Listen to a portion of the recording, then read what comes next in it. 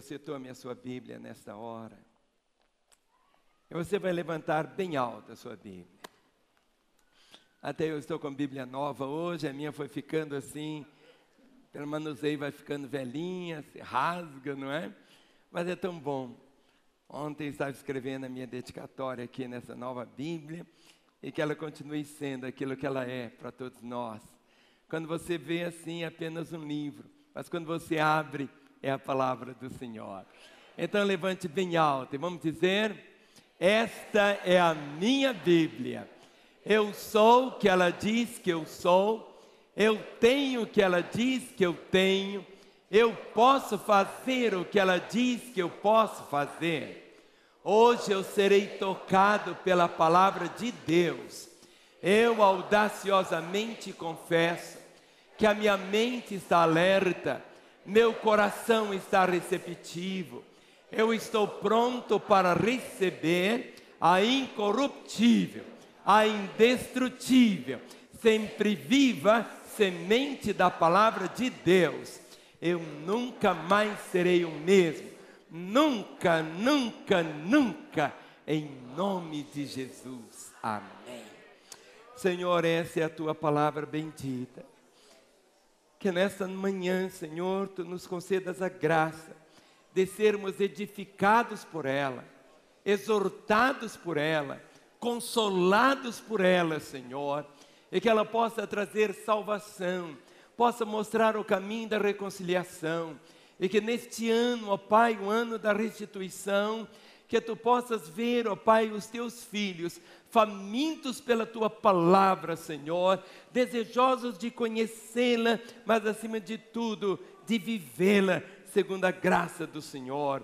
Conceda ao pregador, ó Pai, sabedoria, mas acima de tudo, a tua unção, para que o teu propósito para esse encontro nesta manhã se transforme em realidade. Em nome de Jesus, amém. Antes de assentar, diga para o seu irmão, me fale para meu irmão, não me atrapalhe, não converse comigo, até o final da reunião, porque agora eu só quero me alimentar da palavra de Deus. Vamos assentar-nos. Eu quero que você abra comigo a sua Bíblia, no penúltimo livro da Bíblia. O último livro da Bíblia é Apocalipse e o penúltimo é Judas. Judas. Essa epístola, esse livro, tem um nome assim muito esquisito, não é? Judas. Mas Judas não é o Judas Iscariotes, o Judas que traiu Jesus. Não foi esse Judas. Judas não foi esse homem. Judas aqui é o irmão de Tiago. E Tiago era o quê? Irmão de Jesus. Eu quero ler. São apenas 25 versículos. Fique com a sua Bíblia aberta. Judas só tem um capítulo. São 25 versículos apenas. Diz assim: Judas, servo de Jesus Cristo, irmão de Tiago, aos chamados, amados em Deus Pai, e guardados em Cristo Jesus. A misericórdia, a paz e o amor vos sejam multiplicados. Amados, quando empregava toda diligência em escrever-vos acerca da vossa comum salvação, foi que me senti obrigada a corresponder-me convosco, exortando-vos a batalhardes diligentemente pela fé que uma vez por todas foi entregue aos santos. Pois certos indivíduos se introduziram com dissimulação, os quais desde muito foram antecipadamente pronunciados para esta condenação, homens ímpios, que transformam em libertinagem a graça de nosso Deus e negam o nosso único soberano e Senhor Jesus Cristo. Verso 5. Quero, pois, lembrar-vos, embora já estejais cientes de tudo uma vez por todas, que o Senhor, tendo libertado um povo, tirando-o da terra do Egito, destruiu depois os que não creram. E os anjos, os quais não guardaram seu estado original, mas abandonaram o seu próprio domicílio, Ele tem guardado sob trevas, em algemas eternas, para o juízo do grande dia, como Sodoma e Gomorra, e as cidades circunvizinhas, que havendo se entregado à prostituição, como aqueles, seguindo após outra carne, são postas para exemplo do fogo eterno, sofrendo punição. Verso 8. Ora, estes, da mesma sorte, quais sonhadores alucinados, não só contaminam a carne, como também rejeitam o governo e difamam autoridades superiores. Contudo, o arcanjo Miguel, quando contendia com o diabo e disputava a respeito do corpo de Moisés, não se atreveu a proferir juízo infamatório contra ele. Pelo contrário, disse: o Senhor te repreenda. Estes, porém, quanto a tudo que não entendem, difamam, e quanto a tudo que compreendem por instinto natural, como brutos, sem razão, até nessas coisas se corrompem. Ai deles, porque prosseguiram pelo caminho de Caim, e movidos de ganância se precipitaram no erro de Balaão, e pereceram na revolta de Corá. Estes homens são como rochas submersas em vossas festas de fraternidade, banqueteando-se juntos sem qualquer recato, pastores que a si mesmos se apacentam, nuvem sem água impelida pelos ventos, árvore em plena estação de frutos, destes desprovidas, duplamente mortas, desarraigadas, ondas bravias do mar, que espumam as suas próprias sujidades, estrelas errantes, para as quais tem sido guardada a negridão das trevas para sempre. Quanto a estes, foi que também profetizou Enoque, o sétimo depois de Adão, dizendo: eis que veio o Senhor entre suas santas miríades, para exercer juízo contra todos e para fazer convictos todos os ímpios, acerca de todas as obras ímpias que impiamente praticaram, e acerca de todas as palavras insolentes que ímpios pecadores proferiram contra ele. Verso 16. Os tais são murmuradores, são descontentes, andam segundo as suas paixões, a sua boca vive propalando grandes arrogâncias, são aduladores dos outros por motivos interesseiros. Vós, porém, amados, lembrai-vos das palavras anteriormente proferidas pelos apóstolos de nosso Senhor Jesus Cristo, os quais vos diziam: no último tempo haverá escarnecedores, andando segundo as suas ímpias paixões. São estes os que promovem divisões sensuais que não têm o Espírito. Vós, porém, amados, edificando-vos na vossa fé santíssima, orando no Espírito Santo, guardai-vos no amor de Deus, esperando a misericórdia de nosso Senhor Jesus Cristo para a vida eterna. E compadecei-vos de alguns que estão na dúvida, salvai-os, arrebatando-os do fogo. Quanto a outros, sede também compassivos em temor, detestando até a roupa contaminada pela carne. Vamos ler juntos os últimos 2 versos? Ora, aquele que é poderoso para vos guardar de tropeço e para vos apresentar com exultação, imaculados diante da sua glória, ao único Deus, nosso Salvador, mediante Jesus Cristo, Senhor nosso, glória, majestade, império e soberania, antes de todas as eras, e agora e por todos os séculos. Amém. Esse ano para nós é o ano da restituição. Restituição significa tomarmos de volta alguma coisa que nós tínhamos e que perdemos. Foi levado, o ladrão levou, ou negligenciamos, ou esquecemos. É um ano de nós vivermos intensamente tudo aquilo que o Senhor tem para os nossos corações. E essa carta, ela é tão pertinente a esse momento que estamos vivendo, porque ela toca em tantas áreas, e eu posso dizer que é um texto para nós mergulharmos nele de uma forma assim, tão intensa, para experimentarmos realmente aquilo que Deus tem para nós. Tão interessante o nome dessa carta, desse moço, que era um nome tão comum daquela época, mas sempre nos faz lembrar. Até hoje, eu já apresentei milhares de crianças ao Senhor, mas eu nunca apresentei um menino, pastor Gustavo, chamado Judas. Nenhum. Porque é tão fácil confundir esse nome, porque toca exatamente naquele que esteve tão próximo de Jesus, mas foi ele que troca o Senhor por 30 moedas.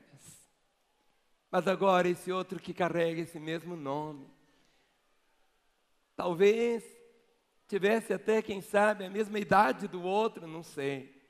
Mas esse Judas aqui, o irmão de Tiago, quando você lê, continue aqui, mas só para você ver em Mateus capítulo 15, Mateus capítulo 13, aliás. Mateus capítulo 13, o verso de número 55, vai nos falar exatamente desse Judas aqui. Mateus 13, o verso de número 55 diz: não é este o filho do carpinteiro? Não se acha sua mãe Maria e seus irmãos Tiago, José, Simão e Judas? Então aqui nessa lista dos irmãos de Jesus, filhos de Maria, a mãe aqui aparece o quê? Chama sua mãe Maria e os irmãos Tiago, José, Simão e Judas. Parece que esse Judas foi o que teve assim, nem todos criam no Senhor, mas houve um momento quando lemos lá em Atos capítulo 1, o versículo de número 14, Atos capítulo 1, o verso 14, diz aqui: todos estes perseveravam unânimes em oração, com as mulheres, com Maria, mãe de Jesus, e com os irmãos dele. Ou seja, no dia lá da escolha, estavam lá, logo em seguida, lá no cenáculo, Maria, mãe de Jesus, e com os irmãos de Jesus. Mas quando você lê em 1 Coríntios capítulo 15, 1 Coríntios capítulo 15, o verso de número 7, quando Jesus, depois da ressurreição, aparece a tantos, e aparece de um modo especial para Tiago, seu irmão, e mais tarde para os outros apóstolos. Depois foi visto por Tiago, mais tarde por todos os apóstolos. Parece, eu não sei, que eles se converteram logo depois da ressurreição. Vamos voltar então aqui para Judas. Olha se a Bíblia do seu irmão está aberta em Judas. Essa epístola é um dos textos assim, todos são preciosos da palavra de Deus. Mas essa é uma carta assim fortíssima. Há poucas pregações sobre essa carta.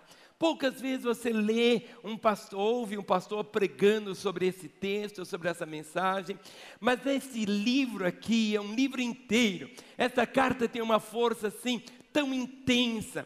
Essa é uma epístola assim, muito para dentro, ou seja, para pessoas que aceitam os pressupostos da fé. Não é tanto assim uma mensagem para fora, é uma mensagem bem para dentro da igreja, é para dentro de nós, e principalmente nós que estamos buscando viver o ano da restituição. Judas, irmão de Tiago, ele tem um desejo, e o desejo dele é manter uma correspondência com a igreja. Olhe no versículo 3, versículo 3 diz assim: amados, quando empregava toda diligência em escrever-vos. Ou seja, ele queria manter contato. Era como se hoje estivesse mandando um Twitter, ou usando o Facebook, ou Instagram. Ou seja, era uma maneira de poder chegar. Diz o verso 3, amados, quando, não era se, quando empregava toda diligência em escrever-vos acerca da nossa comum salvação, foi que me senti obrigado a corresponder-me convosco. Ou seja, a necessidade que existe na igreja de termos contato, de termos correspondência, de chegarmos juntos. Ele diz, foi que me senti obrigado a corresponder-me convosco, exortando-vos a batalhar diligentemente pela fé, que uma vez por todas foi entregue aos santos. E quando ele está preparando para escrever, ele recebe notícias da igreja. E as notícias que chegam no verso 4, ele vai dizer, isso faz ele até perder a saúde. E ele escreve dizendo, Olha aqui que ele recebe. Pois certos indivíduos. Então é interessante, ele não coloca nem irmão, ele chama de indivíduo. Pois certos indivíduos se introduziram com dissimulação, os quais desde muito foram antecipadamente pronunciados para esta condenação, homens ímpios, que transformam em libertinagem a graça de nosso Deus e negam o nosso único soberano e Senhor Jesus Cristo. Hoje, o pastor Gustavo está falando sobre Romanos, né? A carta aos Romanos é o desejo, quando você lê a carta aos Romanos, Romanos é como se fosse a síntese da fé. Mas aqui, ele não vai entrar numa situação da síntese da fé, como está lá em Romanos. É uma carta de exortação, como a estrutura da comunidade pode estar sendo minada. Ele toca em alguma coisa assim bem prática, algo do dia a dia. É nesse contexto que essa carta tem que ser lida. Quais são as tramas que estão atrás desse texto? As cartas são respostas. Ele está mantendo correspondência, ele sabe o que está acontecendo, os irmãos enviam, ele responde, e essa carta aqui é como se fosse uma síntese, e essas questões buscam resposta. Mas a pergunta para nós é essa: qual a pertinência dessa carta para os nossos dias, e principalmente no que tange essa visão que temos da restituição? Nós vivemos o fato e a realidade, que nós estamos vivendo em uma cidade doente, de um país doente, de um estado doente. Vemos muitas vezes a igreja doente, com deformidades, com heresias que tentam penetrar. Quantas vezes você ouve determinadas pregações, seja pela TV, seja o que for, e você percebe que isso não tem nada a ver com a palavra de Deus, não tem nada a ver com a simplicidade da fé. A maior ameaça da igreja, não vem de fora, não, vem de dentro. Em toda a história da igreja, toda a história, a maior ameaça não é aquela que vem de fora, não são os macumbeiros, não são muçulmanos, não são idólatras. Durante toda a história da igreja, de uma forma assim tão terrível, vem de dentro, São chamados aqui dissimuladores. Olha o verso 4. Pois certos indivíduos se introduziram com dissimulação, dissimuladores. Assemelham no geral e dissimulam. Desassemelham no específico. Olha o verso 4. Verso 4, eles afirmam a graça de Deus, mas são capazes de transformar a graça de Deus em libertinagem. Olha o que está escrito, verso 4. Pois certos indivíduos se introduziram com dissimulação, os quais desde muito foram antecipadamente pronunciados para esta condenação, homens ímpios, que transformam em libertinagem a graça de Deus, e negam o nosso único soberano e Senhor, Jesus Cristo. Afirmam a graça, e a graça é o favor imerecido, aquele gosto transformador, mas eles são capazes de dizer, tudo depende da graça, mas para dizer assim, tudo é ficar como está. Eles falam sobre o senhorio de Cristo, mas apenas da boca para fora. Negam o único soberano e Senhor. Essa palavra Senhor, na nossa fé, ela tem um contexto muito diferente do nosso, do dia a dia. As pessoas me chamam de Senhor, chamam você de Senhor ou de Senhora. Só que a palavra Senhor significa dono, amo, soberano, máxima autoridade, chefe. Quando eu digo que Jesus é meu Senhor, eu estou dizendo que eu tenho um dono, que eu sou dele.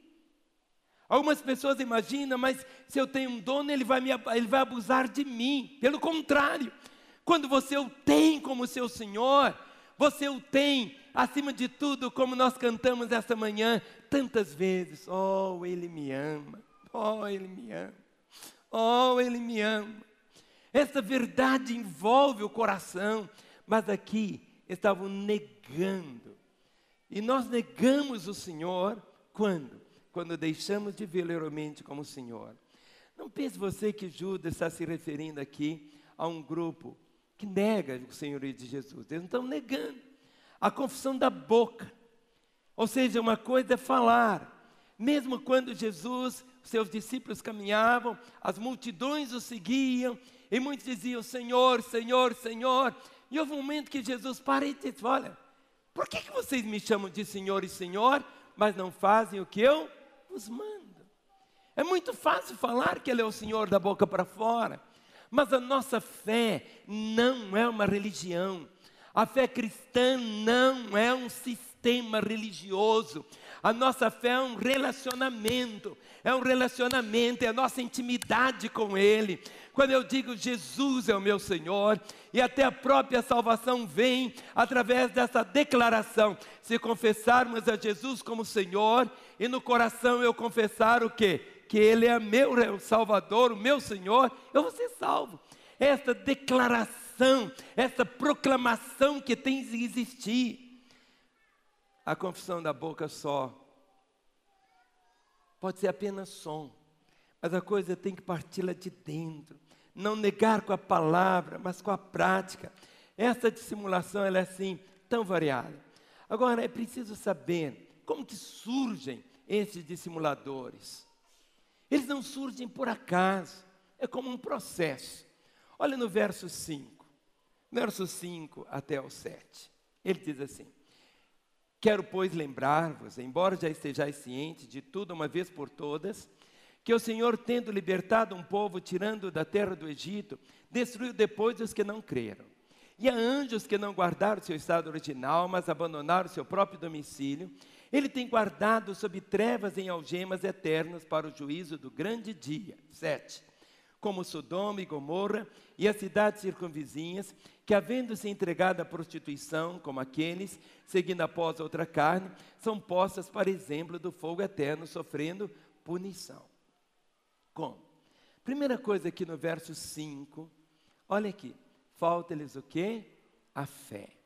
Quero, portanto, lembrar-vos, que estejais cientes de tudo, que uma vez por todas, que o Senhor, tendo libertado um povo, tirando da terra do Egito, destruiu, pois, aqueles que não creram. Aqueles que não creram. O modo como os dissimuladores entram, dentro do coração existe o quê? Uma crença, mas que não existe a prática dela. Por isso está escrito assim, destruiu os que não creram. Como que se transforma em um dissimulador? É o abandono da santidade. Olha o verso 6. E os anjos que não guardaram seu estado original, mas abandonaram o seu próprio domicílio, Ele tem guardado sob trevas e algemas eternas para o juízo do grande dia, como Sodoma e Gomorra e as cidades circunvizinhas que havendo se entregado à prostituição, como aqueles, seguindo após outra carne, são postos como exemplo do fogo eterno, sofrendo a punição. Quando fala aqui de Sodoma e Gomorra, o abandono tão forte da santidade. E a falta da santidade vai conduzir à imoralidade. Quando você entende isso, a falta da fé, o abandono da santidade, e se encharcam de imoralidade. Essas duas cidades foram aquelas que a imoralidade chegou a tal ponto que elas foram destruídas. Mas Sodoma e Gomorra hoje, em relação ao que se vive hoje no mundo, seriam cidades até hoje, quem sabe, consideradas assim. Ah, se o Senhor estivesse destruindo ainda, né, pastor Gustavo? Mas ficou como um exemplo para todos nós. No verso 6, parece que pelo orgulho não tem limite, diz aqui os anjos, que não guardaram o seu estado original, mas abandonaram o seu próprio domicílio. Ele tem guardado sobre trevas em algemas eternas para o juízo do grande dia. Ou seja, os anjos que não respeitaram o seu limite de obedecerem as fronteiras da própria vida, eles nasceram para vivendo ali essa impureza de uma forma tão intensa. Agora, quais são as marcas características dos dissimuladores? Eu queria que você olhasse aqui nas Escrituras. Vamos ver agora quais as marcas características dos dissimuladores. Em primeiro lugar, no verso 8 diz que eles são praticantes de um misticismo patológico. Olha assim, olha o verso 8. Ora, este da mesma sorte, qual sonhadores alucinados, não só contaminam a carne, como também rejeitam o governo e difamam autoridades superiores. São praticantes desse misticismo. A nossa fé não tem misticismo algum. Algumas vezes tem pessoas que vêm trazer para mim uma garrafinha de óleo para ungir o carro dele. Eu falo com ele: filho, vem cá, eu vou ungir você. Eu vou pedir que Deus abençoe você, que Deus te dê sabedoria para você guiar o seu carro, que esse carro possa ser usado só para trazer as pessoas para a igreja, que esse carro nunca entre no motel, que se você dirija muito bem. Mas eu não vou ungir motor, aço, pneu. As pessoas são para ser ungidas. Alguns vêm trazer a chave do carro. Ora para mim, pastor. Eu pego a mão dele e digo: Senhor, olha, esse irmão agora está com essa chave aqui, é a chave do carro dele. Senhor, olha, quando ele for dirigir o carro, que ele possa ser um motorista muito bom. Senhor, que ele tenha atenção. Mas agora a gente vê tanta coisa. É sal grosso, é mergulhar não sei quantas vezes, é fazer isso, é fazer aquilo outro. Ou seja, nossa fé não é assim. Esta carta vem exatamente como um alerta, algo para ter restituição, ou seja, vermos esta realidade. É verdade que tudo que você tem que dizer é santo. Quando você entra numa casa, não é errado você pedir: pastor, vai lá na minha casa orar pela minha casa. Vamos lá orar. E abençoamos, Senhor, olha, esta casa agora é tua, Senhor. Se ela foi morada de demônios, agora esta casa é morada do santo do Senhor. Ou seja, nós temos que ter esse entendimento da verdade. Ou seja, temos que ter essa compreensão. Nós somos o quê? A vida, pessoas, gente. E você tem que guardar no seu coração isto. Agora, o que estava acontecendo aqui? Estava acontecendo isso, olha o verso de número 8. Hostes, da mesma sorte, quais sonhadores alucinados. Sonhadores alucinados, não só contaminam a carne, como também rejeitam o governo, difamam autoridades superiores. Como ver essa marca aqui dos simuladores? A incapacidade de aceitar qualquer governo. Ou seja, ele diz assim: ninguém manda em mim. Eu sou dono de mim mesmo. Eu creio do meu modo, é assim, eu sou capaz por eu mesmo. Sabe, quando nós olhamos aqui, o versículo ponto 2, mas diz: se tem governo, então eu sou contra. Em terceiro lugar, há neles uma frequente diminuição da força da autoridade. Buscam a fraqueza e a difamação. Olha o versículo 9.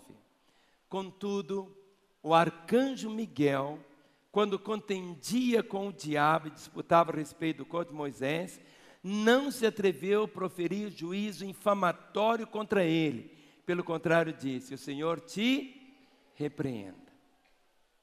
É o número 3 aí, querido. Isso. O verso 9. Uma das coisas que é tão importante, irmãos. Muitas vezes nós usamos palavras e as coisas nós achamos que são assim. Mas nem o arcanjo Miguel Naquela situação ali, ele podia ter falado qualquer outra coisa. Mas ele disse apenas: o Senhor te repreenda. O Senhor te repreenda. Eles condenam situações sem conhecer o tema, nem compreendem. Olha o verso 10, diz assim: estes, porém, quanto a tudo que não entendem, quanto a tudo que não entendem, difamam, e quanto a tudo que compreendem por instinto natural, como brutos sem razão, até nessas coisas se corrompem. Queridos, cada dia, quando você toma a Bíblia, e que Deus nos dê a graça de cada dia aqui em Lagoinha ser realmente a palavra. Quando você levanta a Bíblia e diz: eu sou o que ela diz que eu sou, eu tenho o que ela diz que eu tenho, eu posso o que ela diz que eu posso. Algo que nós temos que ter essa restituição, é restituir a Bíblia, é você realmente pautar a sua fé pela palavra, e sempre você poder falar assim: está escrito, não é aquilo que eu sinto, não é aquilo que eu penso, mas daquilo que está escrito. Olha para o seu irmão e diga: meu irmão, edifique a sua vida sobre a palavra. Eles aqui, diz aqui, sem compreender. Há uma insatisfação. Normalmente os dissimuladores, eles sempre têm uma insatisfação, mas é uma insatisfação destrutiva. Olha o versículo 16. O verso 16. Sempre. Nós temos que ter uma insatisfação sempre com aquilo que nós somos, sabendo que tempo pode ser mais. Você sempre tem que ter uma insatisfação, mas essa insatisfação aqui é algo que contagia, que é algo assim como se fosse um veneno tão terrível. Olha o que está escrito: os quais são murmuradores, são descontentes, andam segundo as suas paixões, a sua boca vive propalando grandes arrogâncias, são aduladores dos outros por motivos interesseiros. Há uma insatisfação destrutiva, nada agrada. Para eles tudo está errado, tudo está defeituoso, tudo está defeituoso, tudo. São murmuradores. A murmuração é uma coisa que contagia. Se há um pecado que leva à destruição, é a murmuração.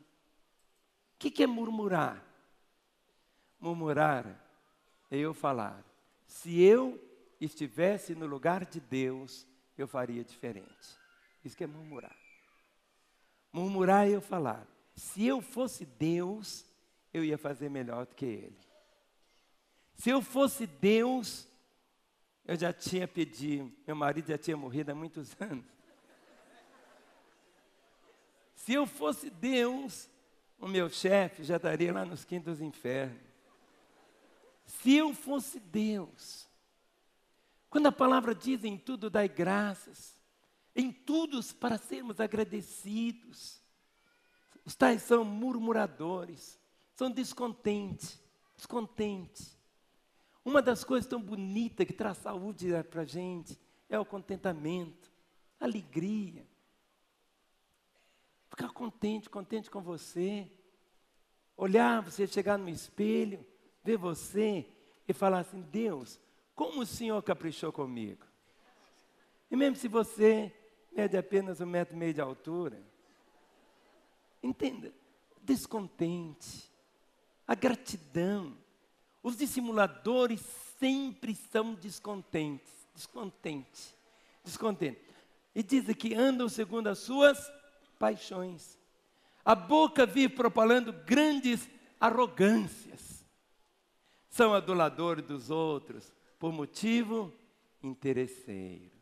Muitas vezes a pessoa aproxima de você, o dissimulador vai se aproximando, vai lá na sua casa: ó, vim orar aqui com você, Deus me mandou aqui.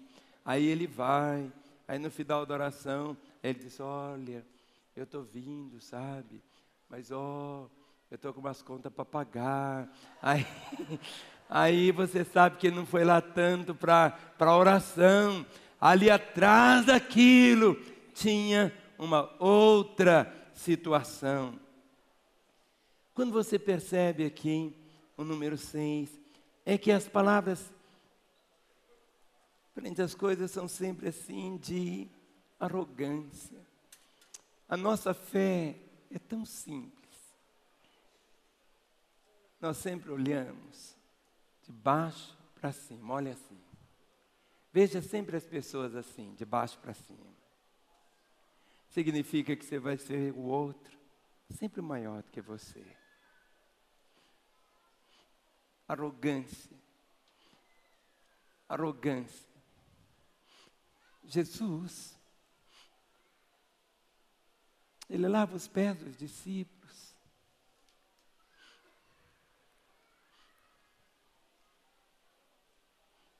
Nossa fé é diferente. A restituição da simplicidade, de você sempre poder ver o seu irmão, não de cima para baixo, mas olhar as pessoas de baixo para cima. Ele, que sendo Deus, não teve como usurpação a ser igual a Deus, antes a si mesmo se humilhou, tomou forma humana, se identificou conosco, e como homem, ele veio como servo. Mas foi Deus que o exaltou. E deu a ele um nome que está acima de todo nome. A exaltação, se um dia acontecer, é Deus que faz. Nunca. A palavra diz: o homem não pode receber coisa alguma se do céu não lhe for dado. Nós só temos o que Deus nos dá.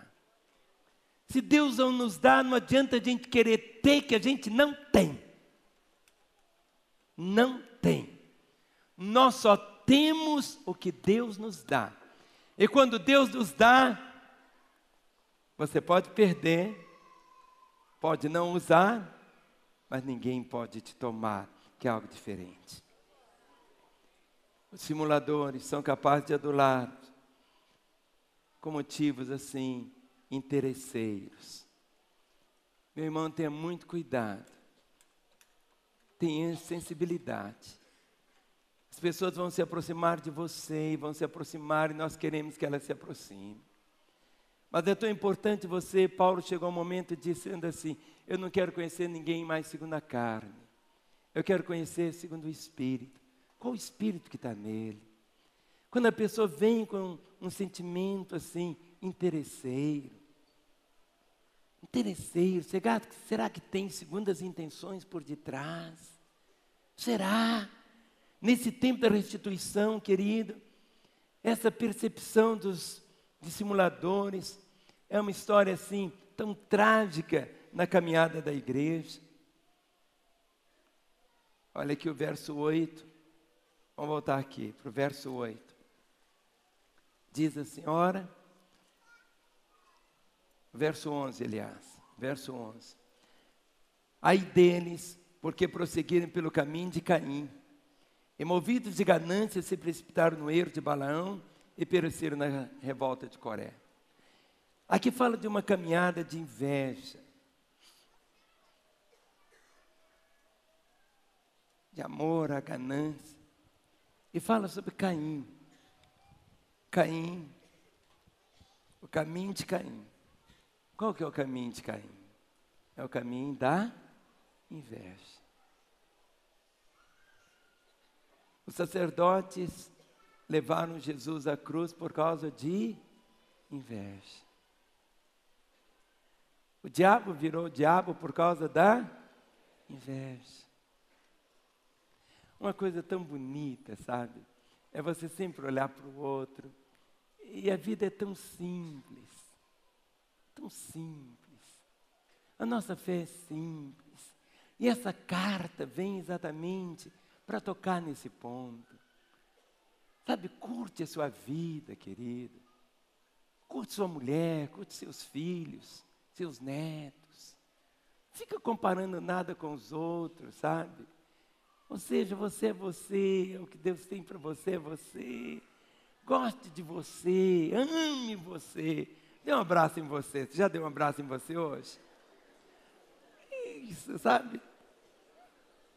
Um abraço em você. Você tem que gostar de você. Você tem que curtir você. Ficar sozinho com você. Mas aqui os dissimuladores têm essa marca de quê? Da inveja. E falando aqui a respeito até do Balaão, aquele homem, aquele profeta tão ganancioso, sem compromisso com o povo, estava ali envolvido apenas na questão de dinheiro, é algo assim tão difícil.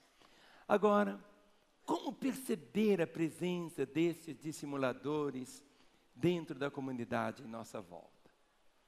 Dê uma olhadinha para o irmão que tem ao seu lado.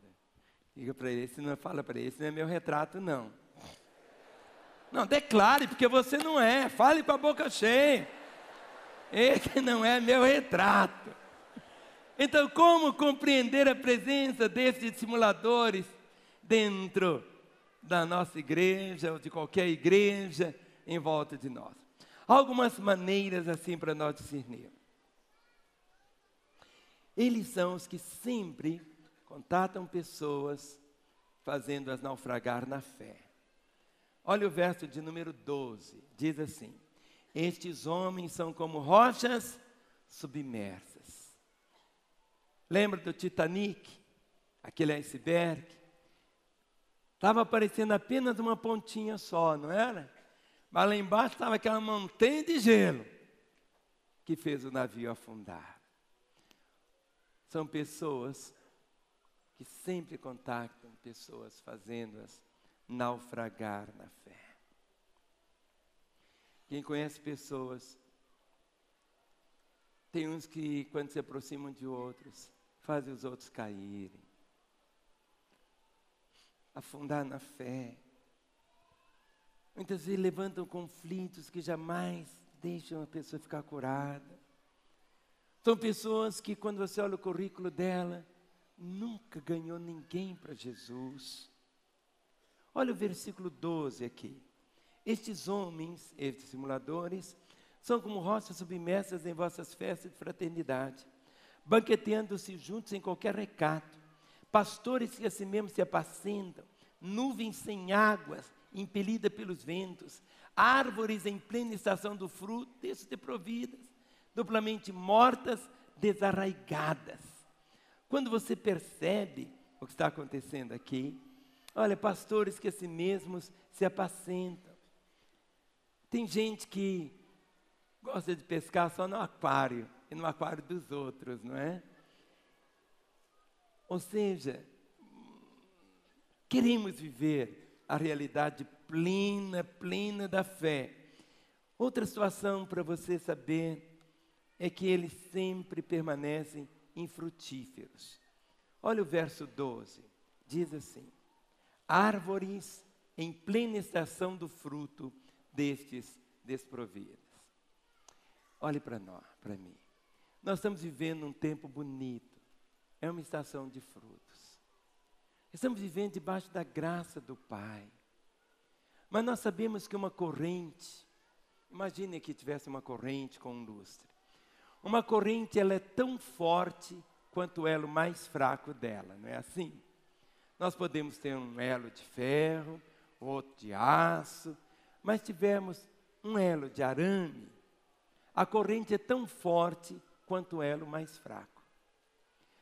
Nossa igreja, nós temos que ter esse nível de entendimento. Fique em pé por um instante. Dê a mão ao irmão que está aí ao seu lado. Dê as mãos pelos corredores também. Olhe, levante a mão do seu irmão. Levante. Nós somos, você pode dizer assim, mas pastor, nós já somos quase 60 mil pessoas. É muita gente. Mas a igreja, algo que você tem que guardar no coração. Nós somos um corpo. Ou seja, o irmão mais frágil é exatamente a expressão da nossa força que tem que chegar nele. Nós temos que chegar nele. Nós não estamos buscando 10% da cidade. Não é para engordar qualquer vaidade. Não é para qualquer outra coisa. Nós estamos atrás de vidas que precisam do Senhor, de vidas que precisam. Cada membro. Nós estamos vivendo essa estação de frutos. Esse ano, olha aqui, este símbolo aqui brotando. Estamos vivendo esse florescer. Mas não é para um membro sequer ou para o outro, é para toda a igreja. É o tempo da restituição. Aqui quando a palavra diz, vivendo árvores em plena estação de fruto, desprovidas. Que você, meu irmão, se Deus trouxe você, plantou você aqui, você não é um número.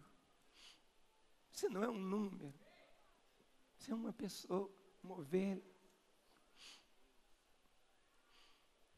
Eu falo, e eu posso abrir o coração aqui para os irmãos. Eu queria que você soubesse que não apenas o Senhor te ama. Eu amo você. Gustavo te ama, Ana Paula te ama. Nossos pastores te amamos. Quando no fim do ano eu escrevi aquela carta para todos vocês, a última coisa que eu coloquei na carta foi o meu celular. E é tão interessante que muitos ligam para mim só para ver se eu atendo.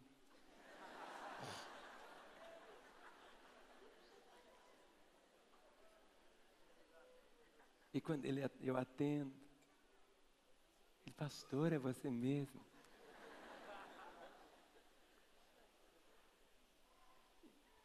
E eu fiz isso sabendo que Deus iria ter o controle também. Porque eu sei que Ele tem o controle. E que as pessoas certas vão ligar porque precisam naquele momento. Mas você, meu irmão, guarde no coração isso. Estamos vivendo essa estação dos frutos. Nunca vivemos um tempo assim. Já experimentamos tempos assim, mas algo, né, como uma expectativa, né, Gustavo? Nosso coração está assim, ou seja, naqueles últimos 100 dias que tivemos de oração e de jejum, o que vimos ali no Mineirinho, ao pisarmos, estamos fechando esse mês, o primeiro mês do ano, mas não é um mês para você esmorecer, é esse mês para você encher seu coração, mas ao mesmo tempo você ficar atento, que dissimuladores vão aproximar de você, vão falar, você nunca vai conseguir, a igreja nunca vai conseguir, mas que o seu coração esteja firmado na palavra, vivendo de uma forma tão intensa essa verdade da palavra do Senhor, deixando o seu coração ficar tão cheio da graça do Senhor. O dissimulador diz aqui, verso 13, ondas bravias do mar. O que é isso? Ondas bravias do mar. É como viesse assim, como uma impetuosidade tão bravia, um tsunami. Mas essas ondas bravias vêm só sobre os mansos. Só sobre os mansos. Só sobre os mansos. E o manso não é ondas bravias. Nós somos valentes para lutar contra as trevas. Mas entre nós, irmãos, bem-aventurados mansos, porque eles vão herdar, vão tomar posse, vão guardar.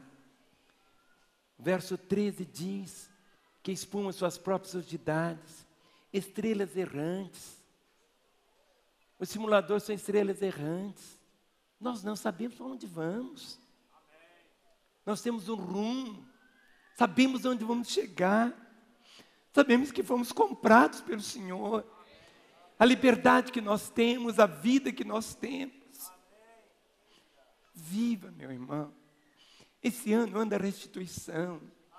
Deixe realmente a sua vida nas mãos do Senhor. Não permita. Pessoa que é estrela errante, vai para qualquer lado. Você tem pacto, tem compromisso. Deus te plantou. Você sabe para onde vai. Você sabe quem é você. Sabe a sua identidade. É algo diferente. Os simuladores são esses que sempre fazem algo que promovem divisão.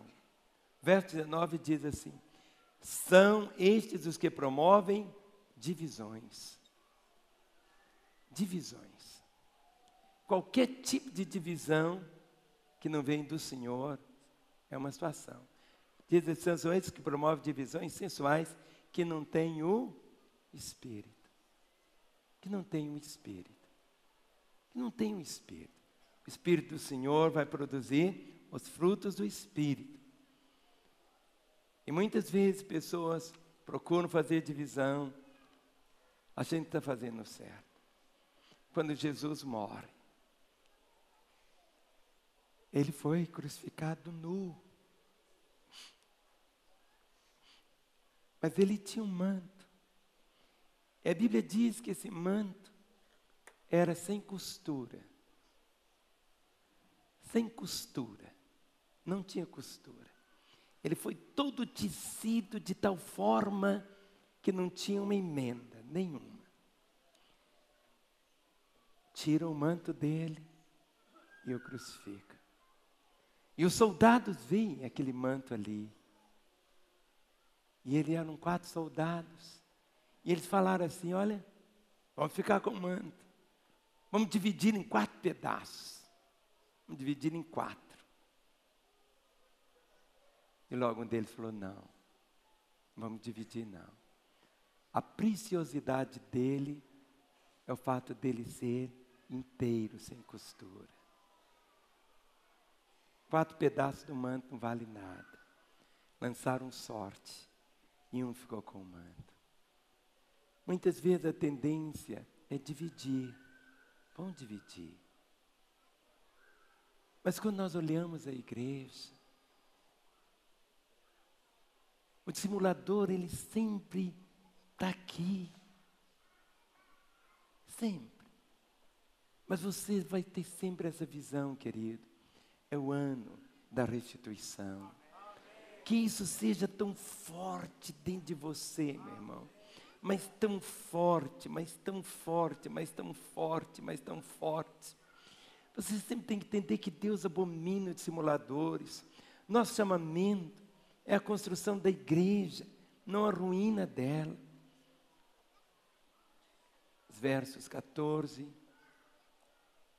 diz assim: quanto a estes, foi que também profetizou Enoque, o 7º depois de Adão, dizendo: eis que veio o Senhor entre suas santas miríades, para exercer juízo contra todos, para fazer convicto todos os ímpios, acerca de todas as obras ímpias que impiamente praticaram, e acerca de todas as palavras insolentes que ímpios pecadores proferiram contra ele.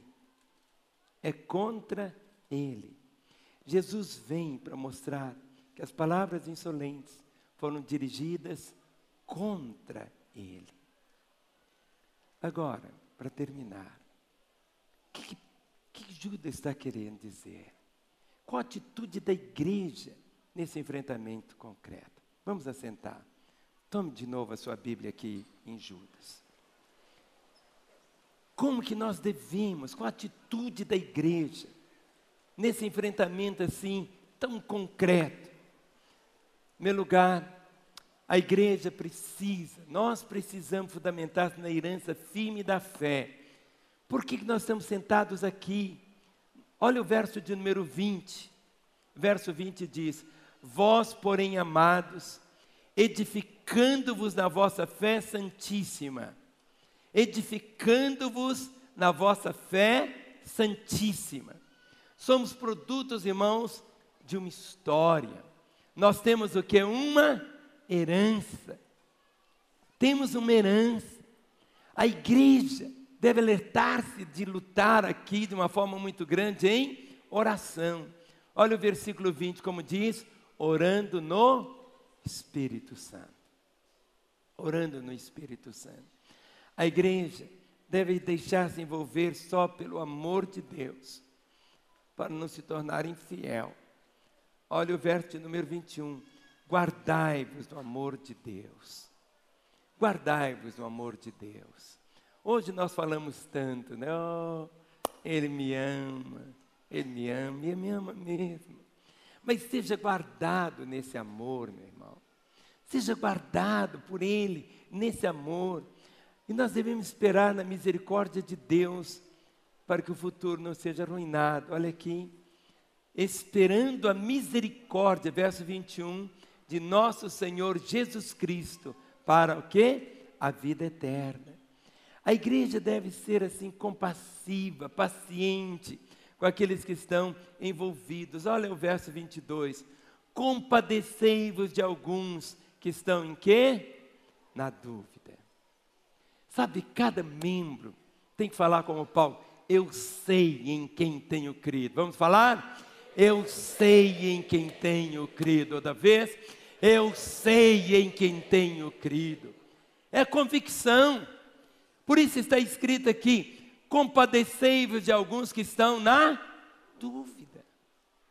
Pessoas que não têm tantas raízes ainda. É preciso essa convicção, de uma forma assim, bem forte, chegarmos a ela. Chegarmos ali trazendo toda a graça e todo o Pai do nosso Senhor. Olha o verso 23. Salvai-os, arrebatando-os do fogo. Quanto ao outro, sede também compassivos em temor, detestando até a roupa contaminada pela carne. Ou seja, que na nossa vida não tenha realmente, irmãos, nada. Nada. Você pode passar um dia inteiro sem pecar, sabia? Você pode passar 2 dias sem pecar. Você pode passar 3 dias sem pecar. Você pode passar 4 dias sem pecar. Jesus orou e nos ensinou a orar para nós não cairmos, cedermos à tentação. Todo dia você é tentado. Todo dia, todo momento, você pode ser tentado. Mas não significa que você tem que ceder à tentação. É chegado, irmãos, esse tempo, o tempo da restituição, de você poder viver aquela vida que você sempre sonhou viver. Viver esta vida bonita, viver esta vida íntegra, viver esta vida tão encharcada de amor e de misericórdia.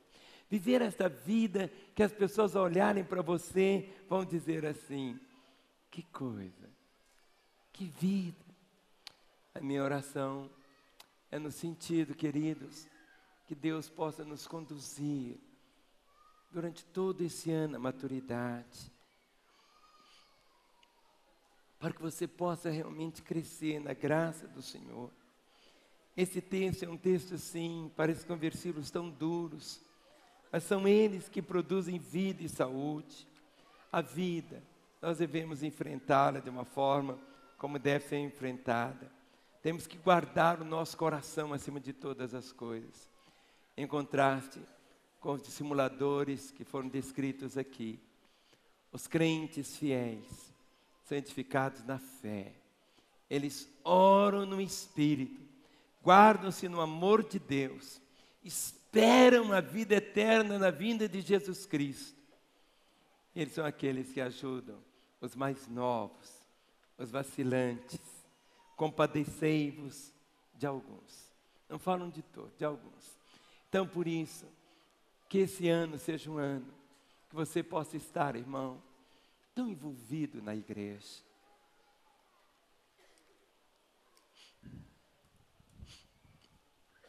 Eu moro perto do Mineirão. Quando tem jogo no Mineirão, os carros ficam estacionados. O estacionamento do Mineirão mesmo é pequeno. Mas tem carros que ficam estacionados a 2 quilômetros do Mineirão. A pessoa deixa o carro lá e caminha 2 quilômetros com a camisa do time dele, com a bandeira, para assistir um jogo de futebol. Eu já vi pessoas falarem assim, Lá na Lagoinha é difícil de estacionar. E que fique muito difícil mesmo. Vai chegar o tempo de ficar a 5 quilômetros, mas por causa de uma paixão maior do que um time de futebol. Vamos ficar em pé.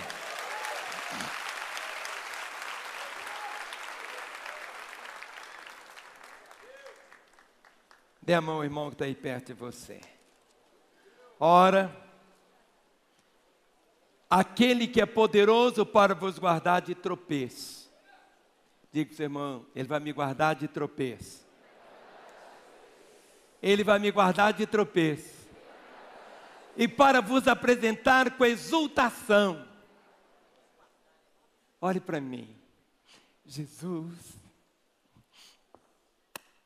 E diz aqui, para vos apresentar com exultação. Diz a palavra que Jesus haveria de ver o fruto do seu penoso trabalho e se alegraria.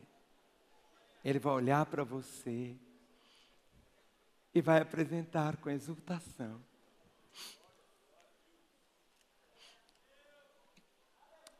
Por que nós vivemos?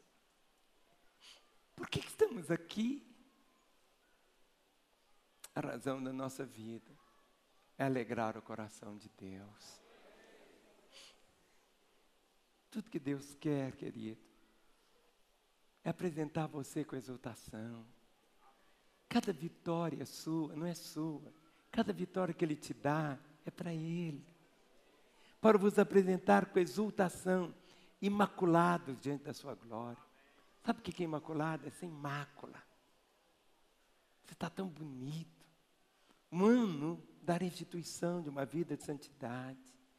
Ao único Deus, nosso Salvador, mediante Jesus Cristo, Senhor nosso, glória, majestade, império e soberania, antes de todas as horas, eras e agora. Fale comigo. E agora. E agora. Levante a mão do seu irmão. Olhe para mim. Essa carta são 25 versículos apenas. Procure lê-la. Tenha seu coração aberto. Tudo que você já experimentou é tão pouco diante de tudo o que Deus tem para a sua vida. É tão pouco.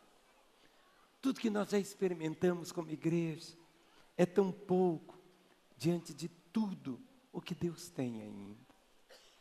Nossa vida,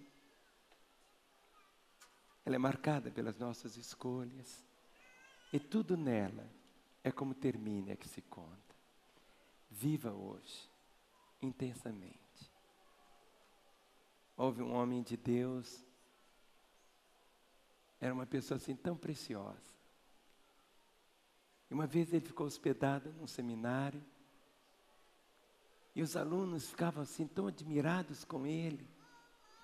O modo dele falar, a graça, a unção, o poder que fluía.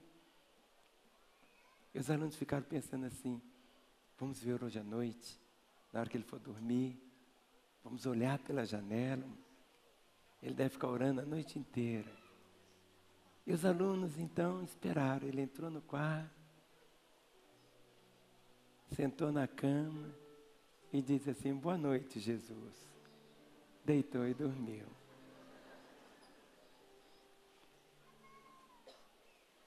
O Senhor disse, anda na minha presença. Isso é perfeito. Não tem isso de entrar e sair, é viver na presença. Você está segurando a mão de alguém que custou o sangue de Jesus. E Jesus quer tomar essa pessoa. Vem cá, Gustavo. Jesus quer tomar essa pessoa, como eu vou tomar aqui a mão do Gustavo. Imagine, anjos, arcanjos, querubins, serafins, e vai apresentando com exultação. Vai fazer esse desfile. É isso que está escrito, vai fazer um desfile com você. Quer te apresentar com exultação. com exultação diante da sua glória. E Jesus vai olhar os cravos, os sinais dos cravos que estão nas mãos dele. Seu lado está rasgado, seus pés foram perfurados.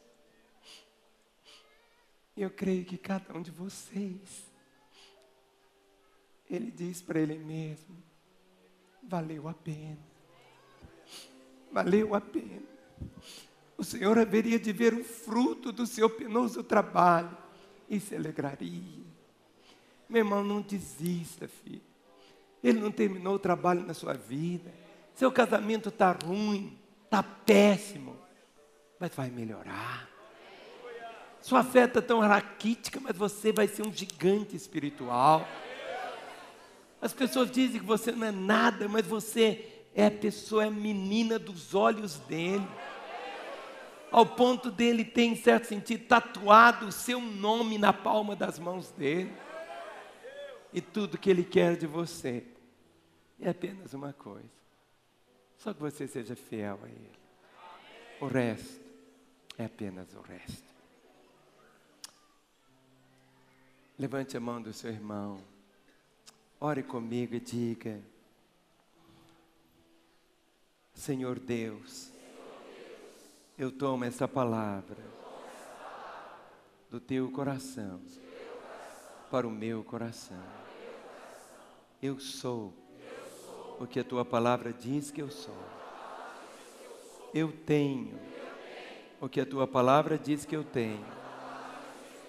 E eu posso o que a tua palavra diz que eu posso.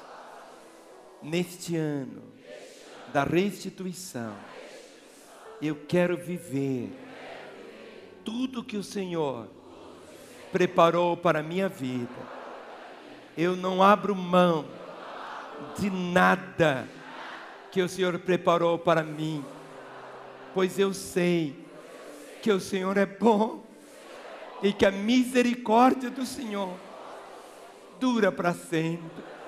Eu abençoo o irmão que está ao meu lado, que ele jamais se esqueça que o Senhor quer apresentá-lo com exultação diante da glória do Senhor. Ajuda-o, Pai, a valorizar o preço que o Senhor pagou por ele. Que ele, ó Deus, aqui em Lagoinha, venha ser um exemplo, um modelo, uma pessoa apaixonada pelo Senhor. É isso que eu te peço. Coloque suas duas mãos sobre seu coração. Feche os olhos. Todos com os olhos fechados. Eu sei que existem pessoas aqui que já ouviram muitas vezes do Evangelho, mas até hoje não se entregaram a Jesus. Existem pessoas que um dia caminharam com Ele, mas o abandonaram, se desviaram. Hoje é o dia da sua reconciliação. Por isso, como igreja, nos identificamos com você e oramos dizendo assim. Todos orem comigo dizendo: Senhor Jesus, eu sei que Tu estás aqui e que o Senhor me ama. Eu reconheço que sou um pecador e eu preciso de Ti. Nesta hora, eu abro o meu coração e eu te convido. Jesus, entra na minha vida. Eu te recebo como meu Senhor e meu Salvador. E eu, Jesus, que um dia andei contigo, mas me desviei, agora eu volto na certeza do teu perdão. Continue com seus olhos fechados. E eu quero fazer uma oração agora sozinho. Continue com os olhos fechados, igreja. Só o Espírito Santo andando em nosso meio. Eu quero orar por você. por você que pela primeira vez orou dizendo: Jesus, entra na minha vida. Jesus, eu te recebo como meu Senhor e Salvador. Ou você que um dia andou nos caminhos dele e se afastou, mas hoje volta aos caminhos dele, para que eu ore por você. Eu peço que você levante uma das suas mãos no seu lugar. Esta é a hora de Deus para a sua vida. Você que hoje toma Jesus como seu Senhor e Salvador, ou você que se reconcilia com Ele, levante bem alta a sua mão. Aquele moço de blusa branca, aquele outro, aquele lá em cima. Levante bem alta a sua mão. Todos estão orando agora. Levante mais alto que você puder a sua mão. Pode levantá-la. Isso. Agora eu vou fazer algo. Eu vou pedir que, sem constrangimento algum, todos vocês que levantaram as mãos, deixem seus lugares, venham até aqui à frente. Quero orar por vocês aqui à frente agora. Quero todos os crentes em pé. Olhe, meu irmão, para a pessoa que está aí ao seu lado. Pergunte para ela como está a sua vida com Deus. Deixe ser usado por Deus agora, meu irmão. Comece algo novo. Deixe Deus te usar. Pergunte para a pessoa que está ao seu lado como está a sua vida com Deus. Como está a sua vida com Deus? Esta é a hora da salvação. Esse é o momento de Deus para você. Esta é a hora de Deus. Eu estou vendo um irmão ali que não falou com seu vizinho. Fale com ele. Ele pode estar até com a Bíblia, mas pode ser até um dissimulador. Mas que nesta manhã, aqueles que estão fora dos caminhos do Senhor, venham para Ele. O Senhor disse: vinde a mim. Esta é a hora da sua salvação. Esta é a hora da reconciliação. Igreja, estenda as mãos aqui para frente. Comece a cantar dizendo: diferente é o meu coração. Será tão diferente a sua vida a partir de hoje. Tudo será diferente. Tudo será diferente. Venha. É a hora de Deus. É o momento do Senhor. Lá na segunda galeria, aqui na primeira, aqui no térreo. Você aí na sua casa. Esse é o momento de você também falar: Jesus, entra na minha vida. Você pode dizer: mas pastor, eu tenho Jesus desde que eu nasci. Não, você sempre teve a proteção dele desde que você nasceu. Mas outra coisa é quando você diz: Jesus, entra na minha vida. Ou você que estava fora dos caminhos dele. É a hora da reconciliação.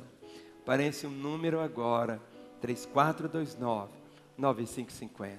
Ligue, queremos orar por você, colocando o seu coração no coração do Pai. Mais vidas estão chegando. Queria pedir, meus queridos pastores, para se aproximarem dessas vidas, enquanto cantamos essa verdade. Hoje é o meu coração, Cristo deu-me paz e perdão. Sim, diferente hoje é o meu coração. Diferente. Diferente hoje é meu coração. Diferente hoje é o meu coração.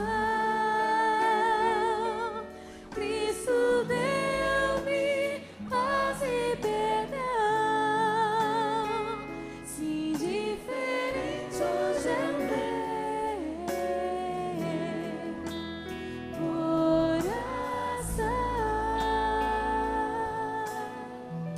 Pai querido, em Teu nome, colocamos essas vidas no Teu coração, Senhor. Que tudo venha a ser diferente a partir de agora para elas. Que essas vidas sejam habitadas pelo Senhor.